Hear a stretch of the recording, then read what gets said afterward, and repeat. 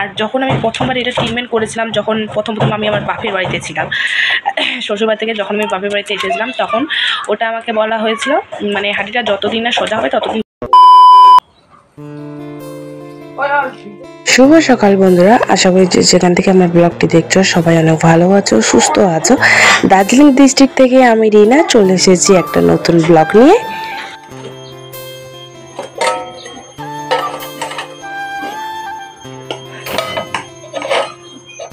হয়তো বিকেলবেলায় কাপড় ধুয়েছিলাম, সে কারণে কাপড়গুলো শুকায়নি। আজকে কাপড়গুলো মেলে দিয়ে এদিকে ডাইরেক্ট টিফিনটা রেডি করতে চলে আসলাম।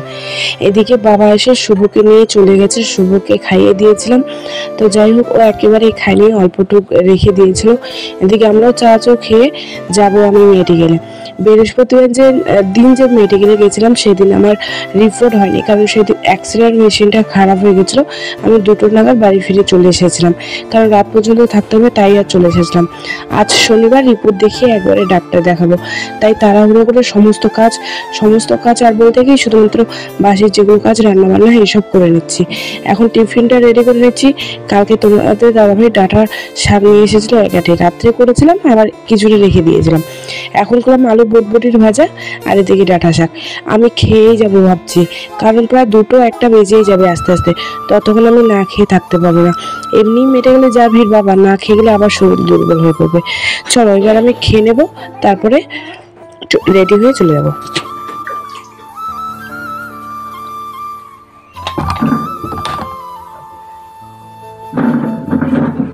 এখন আর একদম সময় নেই ক্যামেরার সামনে এসে কথা বলা, সে কারণে তাড়াতাড়ি করে আগে খেয়ে বেরিয়ে পড়বো। আর যেহেতু তাড়াতাড়ি যাবো, নাহলে আবার আজকেও বলবে যে মেশিন খারাপ, সে কারণে যেন তাড়াতাড়ি বেরোবো।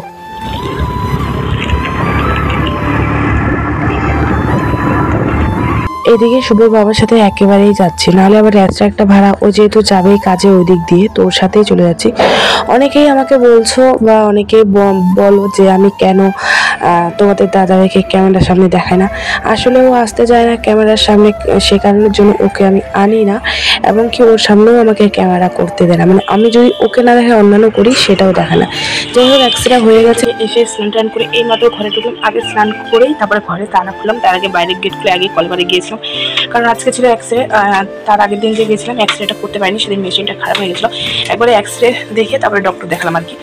তো যাই হোক, তো যেখানে এক্সরে করতে গেছিলাম সেই বেডটাতে রক্ত ছিল, তাই আগে এসে স্নান করে তারপরে ঘরে ঢুকলাম। এখনো যেহেতু সকালবেলা কোনো কাজ করে যেতে পারিনি, সমস্ত কাজ পড়ে রয়েছে, এখন এক এক করে সমস্ত কাজ করতে হবে। মাথা ব্যথা করছে, তার মধ্যে ভিডিও এডিট করাও আছে, মানে ভয়েস দেবো আর মিউজিক লাগাবো আর কি। তো যাই হোক, চলো এখন আবার ঘরটা গোছাতে হবে, তারপরে হচ্ছে মিউজিকগুলো মানে ভিডিওটা এডিট করতে বসবো। তো চলো আগে তাড়াতাড়ি করে কাজগুলো সেরে নিই, কারণ আগে ঘরটা না গুছিয়ে রাখলে না সত্যি কোনো কাজে মন লাগে না। তো চলো।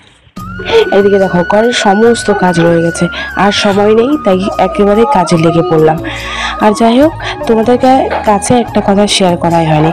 আজ আমার শ্বশুরবাড়িতে রয়েছে পুজো, মানে এই পুজোটা না ভাদ্র মাসে করতো, এবার জানি না কেন বৈশাখ মাসে করছে। তো যাই হোক, জানার কোনো প্রয়োজনে পড়ে না। আমার শ্বশুর শাশুড়ি এসে আমাকে নিমন্ত্রণ করে গেছিলো, তো আমি গেলাম না। অ্যাকচুয়ালি কি বলতো, কেউ বলবো সত্যি ভাষা নেই। এই যে এখন সবাই আমাকে বলে যে আগে যে কিছু হয়ে গেছে ভুলে যা।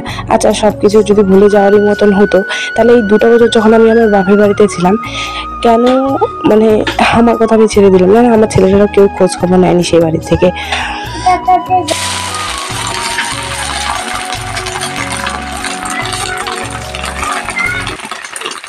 এইমাত্র মানে সমস্ত কাজ করে ভাত খেলাম, আর ভাত খেয়ে আবার এনার্জি ডাউন হয়ে গেছে, মানে ঘুমাতে ইচ্ছা করছে আর কি।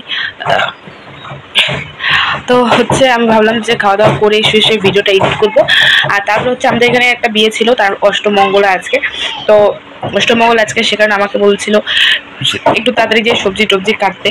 আর কি বলতো, এখন আমার এত ওইখানে সকাল 8টাতে গিয়েছিলাম না, এত শরীরটা খারাপ লাগছে, এখন মানে কি ঘুমিয়ে পড়ি। আর যাই হোক, আজকে শুধু মানে ডক্টরের কথা শুনে অনেকটা শান্তি লাগলো, অনেকটা মানে আর কি বলবো। যাই হোক, এবার শুধু আমাকে একটা ওষুধ দিয়েছে। আগে যখন আমি 7-8টা ওষুধ খেতাম, এবার জাস্ট খালি একটা ওষুধ। এটা দেখে সত্যি আমি অনেকটা মানে নিজেকে, তখন আমার সত্যি অনেকটা ভালো লাগছিল। আর এই প্রবলেমটার জন্য আমি অনেক দিন কষ্ট করলাম। তো যাই হোক, আমার হাঁটুরা যে হাড্ডিটা টেরা ছিল, বাট সেখানে যে জল জমতো, তো কিছুদিন আগেও কিন্তু আমার জল ছিল। তো সেখানে কিন্তু আমার হাড্ডিটা সোজা হয়ে গেছে। আর যখন আমি প্রথমবার এটা ট্রিটমেন্ট করেছিলাম, যখন প্রথম আমি আমার বাপের বাড়িতে ছিলাম, শ্বশুরবাড়ি থেকে যখন আমি বাপের বাড়িতে এসেছিলাম, তখন ওটা আমাকে বলা হয়েছিল মানে হাড্ডিটা যতদিন না সোজা হবে ততদিন জল জমতেই থাকবে এবং জল বার করতেই হবে। তো যাই হোক, এবার ফাইনালি আজকে এক্সরেটা করে ধরা পড়লো যে হাড্ডিটা সোজা হয়ে গেছে। তো সেটার জন্য আমার অনেকটা যে আর আমাকে জল বের করতে হবে না, কারণ প্রায় 10 সিরিজের শিউ ঢুকিয়ে জলটা বার করে নিজের চোখে সমস্ত কিছু দেখতে পারি। সত্যি তখন একটা রুমে আমি একাই থাকি, কেউ মানে পাশে থাকে না, অনেকটা ভয় লাগে। আর এবার আমি অনেকটা ঘুরি, আর হালকা মাত্র জল আছে। কিছুদিন আগেও জল ছিল, জলটাকে শুকানোর জন্য ওষুধ দিয়েছিল। তো এবার জলটা অনেকটাই শুকিয়ে গেছে আর হালকা রয়েছে, সেই জন্য এই ওষুধটা দিয়েছে। এটা জল শুকানোর ওষুধ।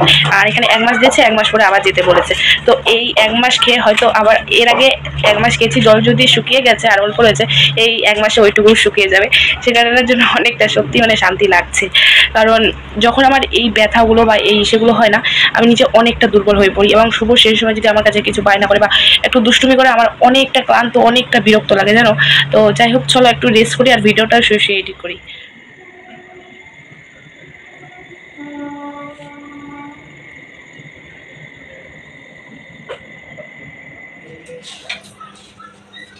কি করো? শুয়ে শুয়ে জল খাও। তোমরা আগে বললাম যে অষ্টমঙ্গলা বাড়িতে যেতে বলেছিল, তো ওখান থেকে এই মাত্র আসলাম। এখন বাজে 10:50। তো এই মাত্র আসলাম, এখান থেকে আজকে ব্লগটা শেষ করছি। চলো, তখন তোমরা ভালো থেকো, সুস্থ থেকো, দেখাতে নতুন ভিডিওর সঙ্গে। শুভ এখনো ঘুমায়নি। বাবা গুড নাইট বলে দাও।